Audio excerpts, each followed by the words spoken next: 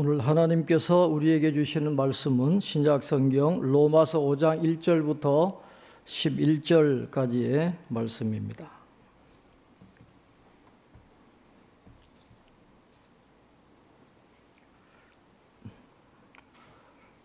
로마서 5장 1절부터 11절까지 저와 여러분 한 절씩 교독하겠습니다. 그러므로 우리가 믿음으로 의롭다 하심을 받았으니 우리 주 예수 그리스도로 말미암아 하나님과 화평을 누리자.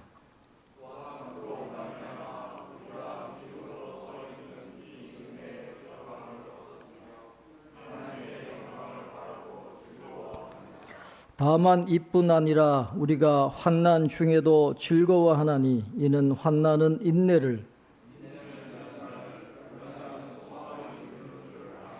소망이 우리를 부끄럽게 하지 아니함은 우리에게 주신 성령으로 말미암아 하나님의 사랑이 우리 마음에 부은 바 됨이니.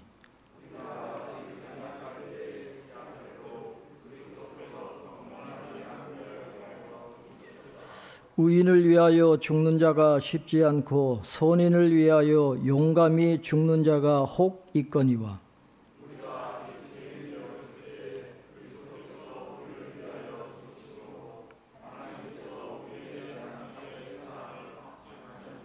그러면 이제 우리가 그의 피로 말미암아 의롭다 하심을 받았으니 더욱 그로 말미암아 진노하심에서 구원을 받을 것이니.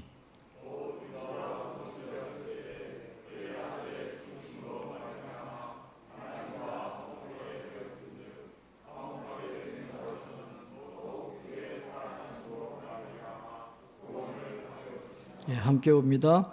그뿐 아니라 이제 우리로 화목하게 하신 우리 주 예수 그리스도로 말미암아 하나님 안에서 또한 즐거워하느니라.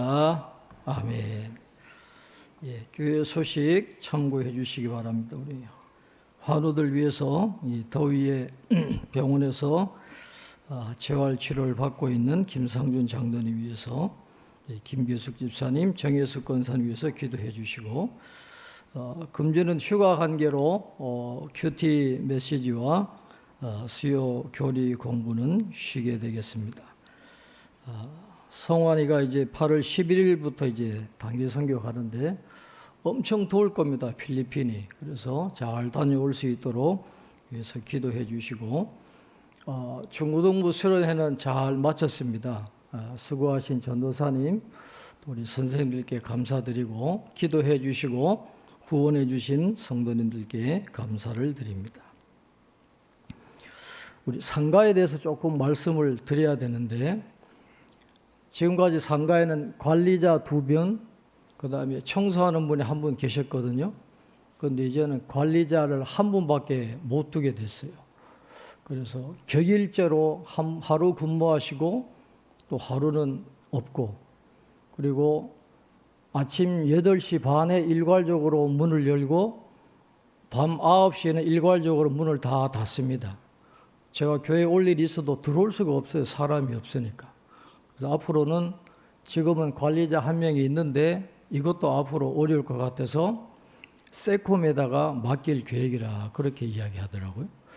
그 다음에 또 한 가지는 이 상하 2차가 지금 재건축이 아니죠. 리모델링을 진행 중에 있는데, 재건축이 아니고 리모델링이니까 상가랑 협의하지 않고 자기들이 진행해도 된다 그러더라고요.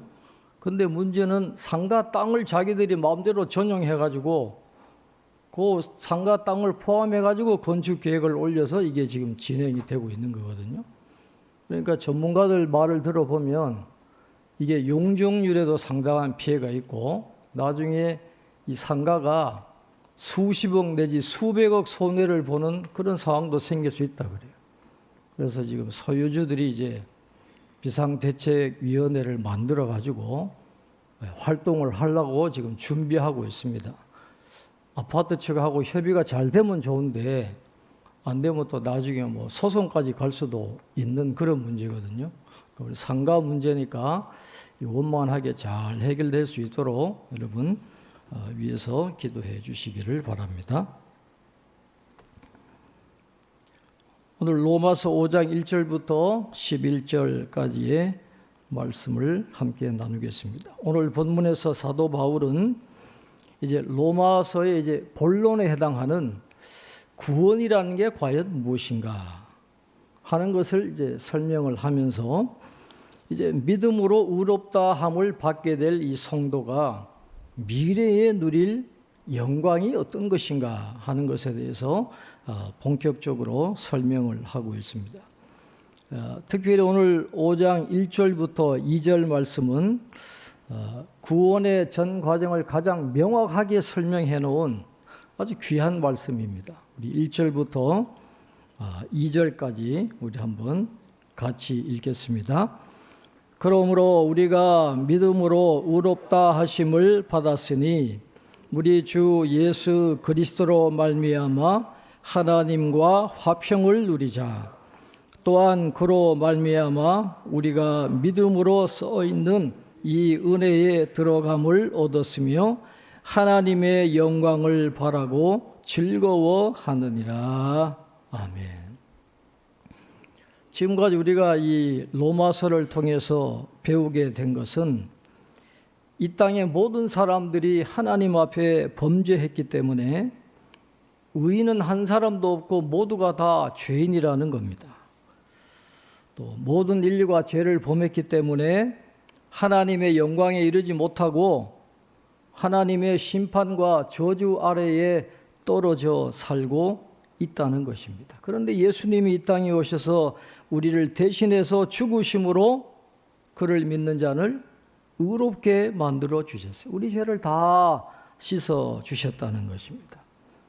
그래서 그 다음 단계로 주님을 믿게 되면 주님이 우리의 손을 잡고 하나님께로 인도하셔서 하나님의 은혜를 누리는 그 자리로 우리를 이끌어 가신다라고 말씀을 하고 있어요. 그래서 이제는 하나님과의 관계가 회복되었으니 하나님과 화평하게 살아라 하는 말씀을 오늘 하고 있는 것입니다.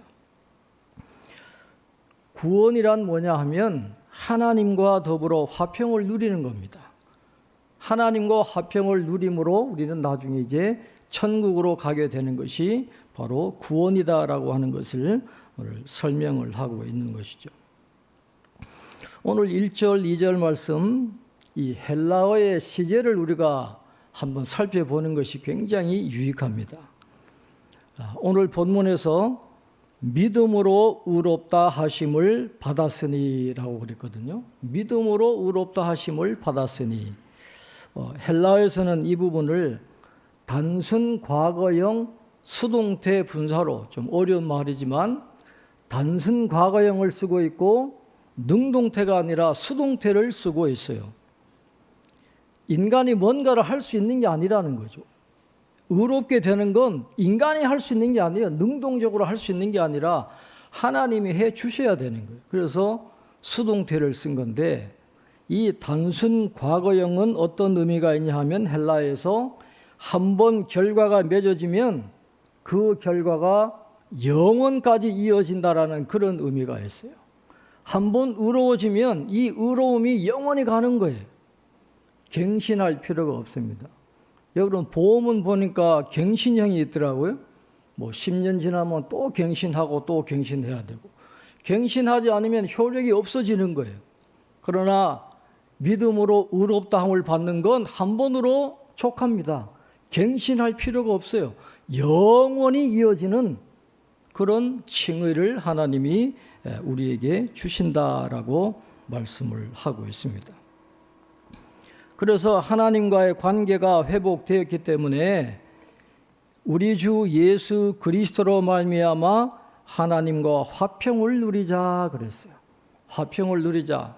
이건 헬라어로 현정인데 현정은 어떤 의미가 있냐 하면 하나님과의 화평을 계속해서 가지라 그런 뜻이에요. 계속해서 가지려면 사람이 노력을 해야 되는 거거든요.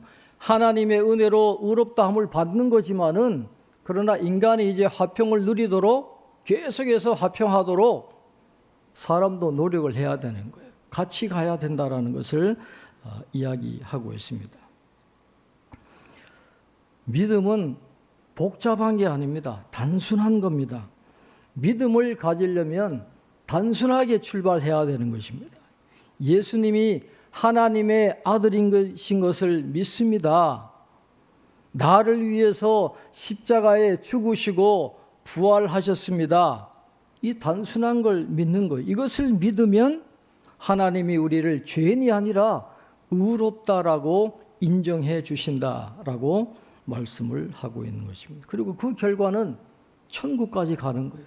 다시 갱신할 필요가 없습니다. 영원히 천국까지 가는 거예요. 그래서 이제 우리에게 남은 것은 이미 천국으로 연결되었으니까 하나님과 화평한 삶을 계속해서 살아가는 그런 책임과 과제가 우리에게 주어져 있다라고 하는 것입니다. 사도 바울 자신이 하나님과 계속해서 화평을 누리며 살았기 때문에 언제 어느 곳에서든지 하나님의 영광을 바라고 즐거워하는 삶을 살아갈 수 있었습니다. 사도 바울이 전도자로 하나님의 말씀을 전하면서 얼마나 많은 고난을 당했습니까? 광야에 나가서 하나님 앞에 부르짖어야 될 때도 있고 전도여행 다니면서 수많은 위기를 겪었고 고통을 겪고 감옥에도 들어갔잖아요. 하나님의 복음 전하다가 감옥에 들어가도 그 자리에서조차도 그는 낙심하지 않았어요.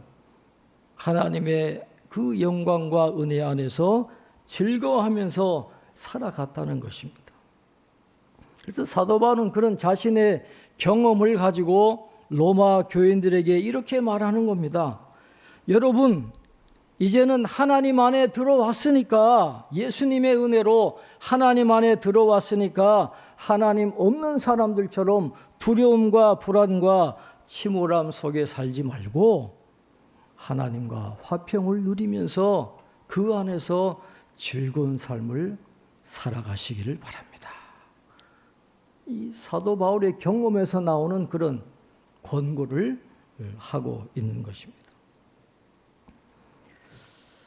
그런데 이렇게 말은 하고 있지만 로마교회 성도들이 이런 은혜와 기쁨 안에 있기는 있어요. 그러나 박해를 받고 있잖아요, 지금.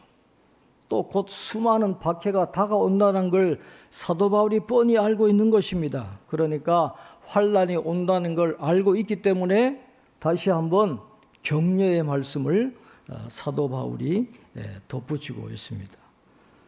오늘 3절부터 5절까지 말씀을 우리 한번 같이 읽겠습니다. 다만 이뿐 아니라 우리가 환난 중에도 즐거워하나니 이는 환난은 인내를, 인내는 연단을, 연단은 소망을 이루는 줄 알미로다. 소망이 우꾸르를 부끄럽게 하지 아니함은 우리에게 주신 성령으로 말미암아 하나님의 사랑이 우리 마음에 부은 바 됨이니. 그랬습니다. 사도 바울은 누구보다 환난을 많이 당했습니다. 그래서 하나님이 환난을 통해서 어떤 유익을 주시는지, 환난을 어떻게 사용하시는지를 누구보다도 잘 아는 사람이 바로 사도 바울이에요. 그러니까 자신 있게 말하는 겁니다. 환난은 인내를 이룬다는 거예요. 환난은 인내를 이룬다고 말했습니다. 여기서 나오는 인내는 헬라어로 히포모네라는 단어를 쓰는데 원래 의미는 온유라는 말입니다. 온유. 인내라기보다는 온유라는 말인데 이 온유란 말은 인내하고는 조금 달라요. 온유는 물론 참는 것을 포함하는 겁니다. 참는 것과 동시에 자기가 맡은 일은 죽어도 감당해가는 태도를 이야기해요. 어려움이 와도 환난이 와도 자기가 맡은 바 그 직분을 계속해서 감당해 나가는 것이 오늘 말씀하는 인내의 의미다라고 하는 것입니다.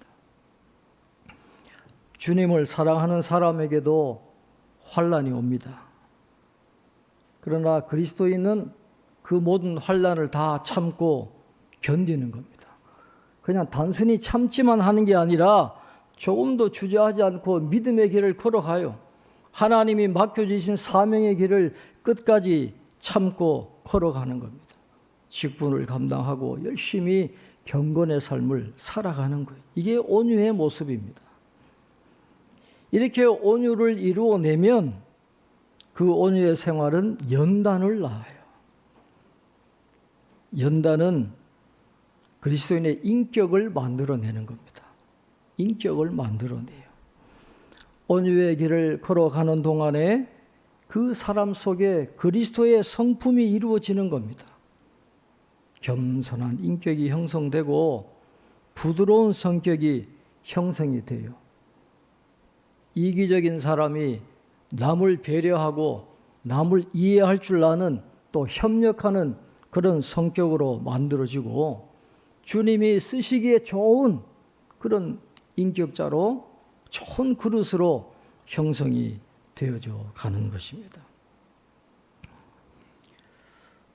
이런 시험에서 이긴 자들은 하나님 앞에 버림받을 일이 없습니다. 시험을 이기고 옳다 인정함을 받은 사람에게는 하나님이 생명의 면류관을 주시겠다라고 약속을 하셨어요. 야고보서 1장 12절에 보면 시험을 참는 자는 복이 있나니 이는 시련을 견디어 낸 자가 주께서 자기를 사랑하는 자들에게 약속하신 생명의 면류관을 얻을 것이기 때문이라. 그렇게 말씀하고 있습니다. 그러므로 믿음으로 의롭다함을 받은 성도들은 미래의 심판에서 건짐을 받을 것이고 하나님의 영광에 참여할 것이라고 하는 그런 소망을 갖고 살아가게 되는 것입니다. 성도들이 간직하고 있는 그 소망이 부끄럽게 되지 않는 이유가 있습니다. 성령이 보증이 되어 주시기 때문에 그렇다는 거예요. 우리의 소망이 부끄럽게 되지 않는 이유는 성령이 그 소망이 확실하게 이루어진다라는 것을 보증해 주시기 때문에 그렇습니다. 성령님은 우리가 어려움을 당할 때 우리 자신보다도 더 아파하시고 우리를 위해서 탄식하시며 기도해 주십니다. 내가 잘못된 길을 걸어갈 때, 병들어 힘들 때 나보다도 더 염려하시고 슬퍼하시고 더 고통을 당하십니다. 그런 성령님이 우리가 소망 없이 죽어가는 걸 허락하지 않으시는 거예요. 도와주신다라는 거예요. 성령이 보증이 되어 주시기 때문에 우리가 갖고 있는 소망은 절대로 부끄러운 것이 되지 않는다라는 것입니다. 우리가 갖고 있는 소망이 부끄럽게 되지 않는 또 한 가지 이유는 주님께서 우리를 위해서 죽으셨기 때문에 그래요. 우리를 위해서 우리를 사랑하셔서 죽기까지 목숨까지 내어주신 그 주님이 우리를 환난 가운데 내버려 두지 않으시겠기 때문에 그렇습니다. 우린 지금은 환난을 당하지만은 그러나 이런 성령과 주님의 은혜로 우린 반드시 이길 것이고 그 소망이 이루어지게 되는 은혜를 누리게 되는 것입니다. 이 소망은 세상을 넘어서는 소망이고 영원에 이르는 소망입니다. 이 소망이 있어야 이 세상의 일에 부딪혀서 넘어지지를 않아요. 이 소망이 없으면 우리는 때때로 넘어지고 낙심하고 절망할 수밖에 없지만 성령이 보증해 주시고 주님이 확실하게 책임져 주시는 이 소망을 갖고 있으면 우리는 넉넉히 이겨낼 수 있게 되는 것입니다. 하나님의 사랑이 우리 마음에 부은 바 되었다 그랬어요. 성령께서 우리 마음속에 하나님의 사랑을 각인시켜 주시는데 어떤 하나님의 사랑을 우리에게 깨닫게 해 주신다고 말씀합니까? 6절부터 8절까지 말씀을 우리 한번 같이 읽겠습니다. 6절부터 8절입니다. 우리가 아직 연약할 때에 기약대로 그리스도께서 경건하지 않은 자를 위하여 죽으셨도다. 의인을 위하여 죽는 자가 쉽지 않고 선인을 위하여 용감히 죽는 자가 혹 있거니와 우리가 아직 죄인 되었을 때에 그리스도께서 우리를 위하여 죽으심으로 하나님께서 우리에 대한 자기의 사랑을 확증하셨느니라. 아멘. 남을 대신해서 내 목숨을 준다는 게 참 쉬운 일이 아니죠.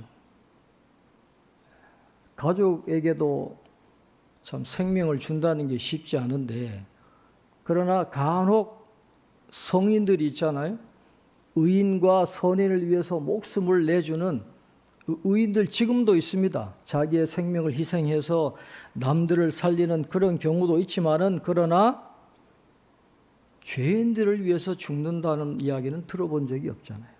그러나 예수님은 경건하지 않은 사람들, 죄인들을 대신해서 죽어 주셨다라고 그렇게 말씀합니다. 십자가 사건은 하나님이 죄인들을 향해 보이신 위대한 사랑을 논중해 주시는 사건이에요. 죄인인 우리를 사랑하시는 그 확증이 바로 십자가 사건이고, 우리가 기댈 만한 그 확신의 기초가 바로 거기에 있는 것입니다. 하나님의 사랑이 십자가에서 나타난 것이 우리가 기댈 만한 확신의 기초가 되어준다는 것입니다. 9절 이하의 말씀에서 보면 다시 한번 사도 바울은 구원받은 자들이 반드시 천국에 들어가게 될 것이고 반드시 미래의 하나님의 영광에 들어가게 된다는 것을 다시 한번 확인시켜 주고 있습니다. 자, 우리 9절부터 10절까지 우리 한번 같이 읽겠습니다.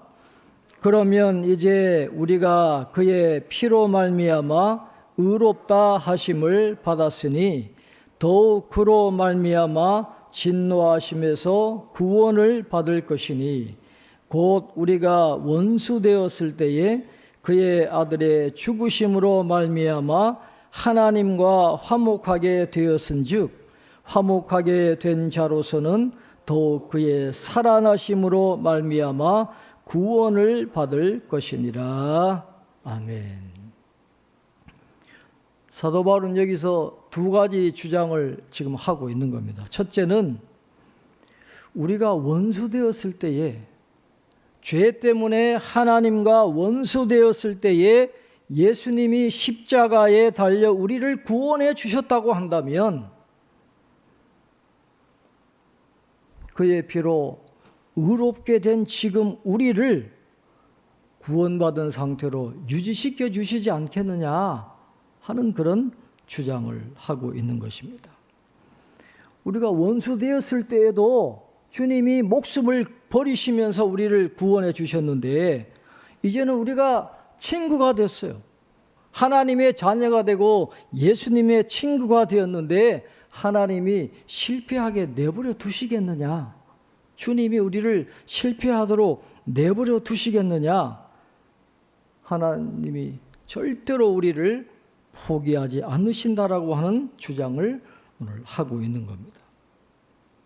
그 다음에 두 번째는 예수님이 죽으셨을 때 우리의 구원을 이루셨다고 한다면 더욱 그가 살아계신 지금 우리의 구원을 보존하실 것이 아니겠느냐 하는 그런 이야기를 하고 있는 것입니다. 그러니까 사도 바울은 여기서 이야기합니다.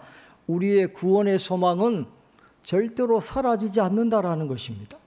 끝까지 성도의 견인을 약속해 주시는 거예요. 천국 가는 그날까지 우리를 지켜주시고 인도해 주실 것이고 우리는 절대로 실패하지 않을 것이다 라는 것을 우리에게 가르쳐 주고 있는 것입니다. 오늘 사도 바울이 우리에게 계속해서 이야기하고 있는 주님이 우리를 끝까지 인도해 주셔서 천국에 들어가게 해 주신다는 이 진리를 깨닫게 될 때 우리에게 어떤 유익이 온다고 말씀합니까? 오늘 11절, 오늘 마지막 말씀 우리 한번 같이 읽겠습니다. 11절입니다. 그뿐 아니라 이제 우리로 화목하게 하신 우리 주 예수 그리스도로 말미암아 하나님 안에서 또한 즐거워하느니라. 아멘. 복음의 마지막은 기쁨이에요. 기쁨입니다.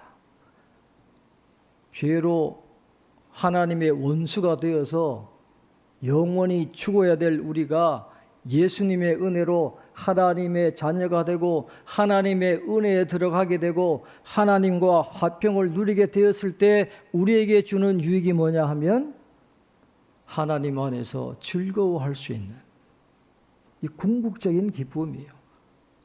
그 기쁨을 우리에게 주신다라는 것입니다. 이것은 인간의 성취와는 무관한 기쁨입니다. 복음으로 인해서 주어지는 그 하나님의 은혜 아래서 느낄 수 있는 그 기쁨을 우리에게 약속해 주고 있습니다.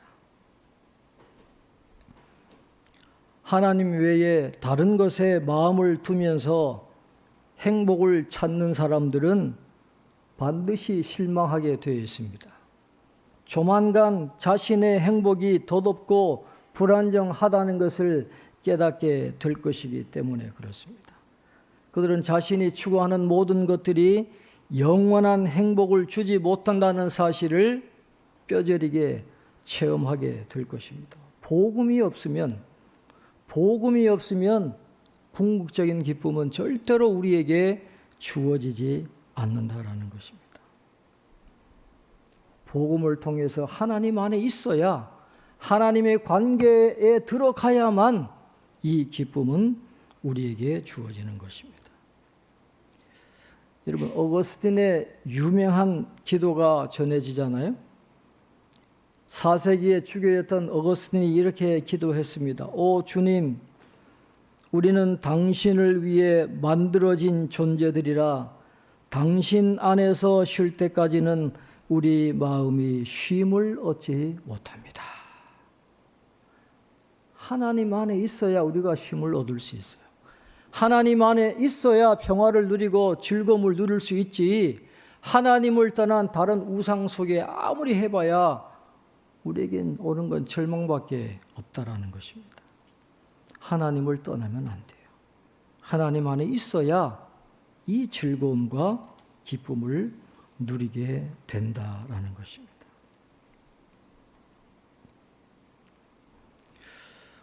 얼마 전에 돌아가셨죠.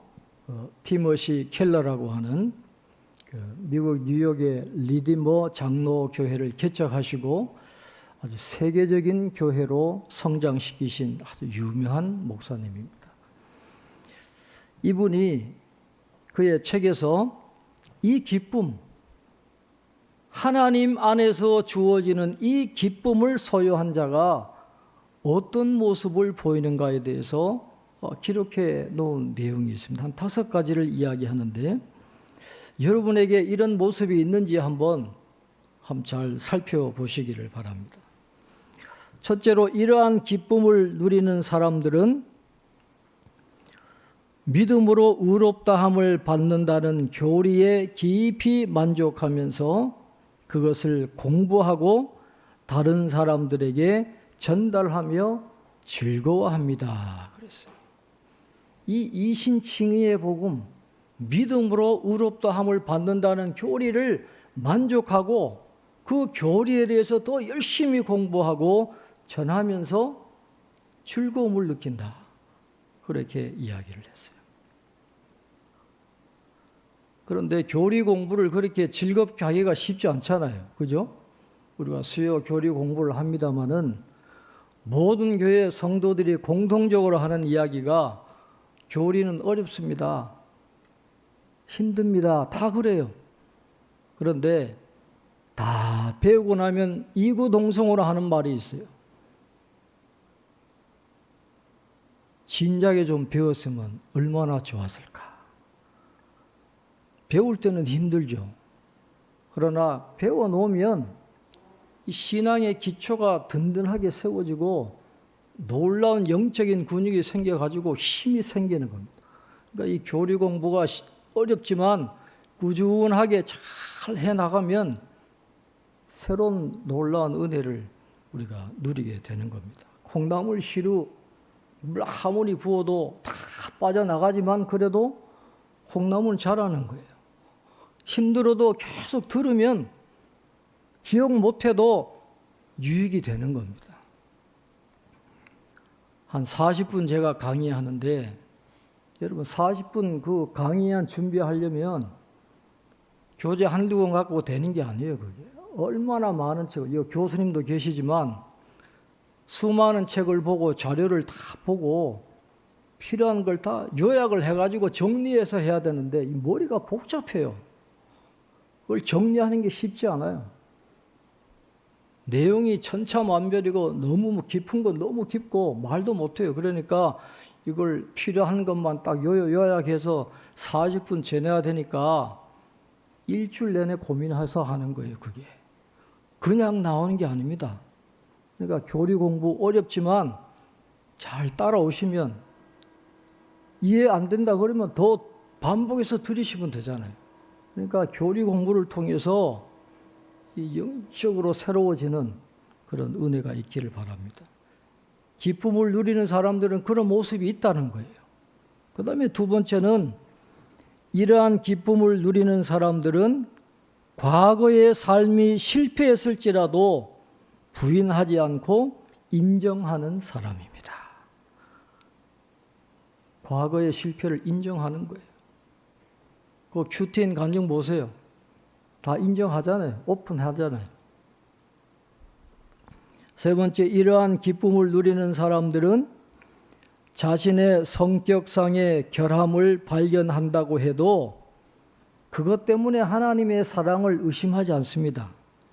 오히려 하나님을 더 친밀하게 느끼게 되고 그 은혜를 더욱더 소중하게 생각합니다. 내 성격의 결함을 인정하고 오히려 더 하나님 앞에 감사하게 된다는 거예요. 네 번째로 이러한 기쁨을 누리는 사람들은 양심이 스스로를 고소하면서 내가 이런 짓을 했는데 어떻게 하나님이 너를 사랑할 수 있겠느냐라고 해도 변명하러 들지를 않아요. 그런 짓을 했더라도 예수 그리스도 안에 나타난 하나님의 사랑이 나를 용납해 주셨다는 사실을 믿고 건강하게 살아간다는 거예요. 마지막으로 다섯 번째, 이러한 기쁨을 누리는 사람들은 우리의 친구 되신 주님께 갈 것을 알기 때문에 평온하게 죽음을 맞이하게 될 것입니다. 주님 안에 있는 이 즐거움이 있을 때 죽음을 편안하게 맞이하게 된다는 것입니다. 복음의 마지막은 하나님 안에서 즐거워하는 겁니다. 비록 우리가 지금 몸담고 있는 이 현실이 쉽지 않고 힘들고 어려워도 복음이 주는 이 기쁨을 여러분 잃어버리지 마시기 바랍니다. 하나님과 화목하게 되어서 하나님의 은혜를 누리고 미래의 하나님의 영광에 참여할 그 궁극적인 참된 소망을 가지고 하루하루 힘차게 우리의 삶의 길을 걸어가는 저와 여러분 되시기를 주님의 이름으로 축원합니다. 기도하겠습니다. 하나님 아버지, 하나님의 전적인 은혜로 하나님의 진노하심에서 저희들 건져주시고 하나님과 화평한 관계가 되게 하시고 하나님의 놀라운 은총을 누리며 살아가게 해 주신 것을 감사합니다. 하나님, 이 복음의 은혜, 이 복음을 통해서 우리에게 전해지는 이 즐거움과 기쁨을 잊어버리지 않도록 주님 은혜를 베풀어 주옵소서.